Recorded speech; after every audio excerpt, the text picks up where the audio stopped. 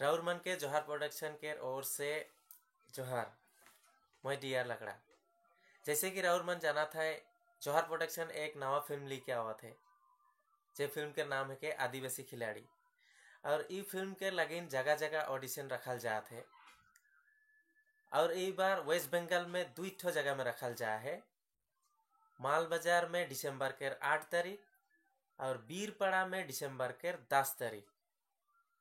तो जितना भी मोर वेस्ट बंगाल के आयो आबा भाई बहन सांगी साथी और मोर फैंस मन जे मन ई सिनेमा में एक्टिंग करे खोजे ना, वो मन एक ठो पासपोर्ट फोटो और एक ठो फुल साइज फोटो ऑडिशन में लेके आवे के लगी ना भूला पाए।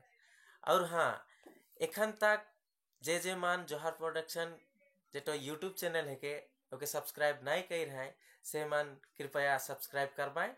काले कि आदिवासी खिलाड़ी के जे गाना आवे वाला है ओकर नोटिफिकेशन पाते रहे के लगिन प्लीज सब्सक्राइब कर देवाए।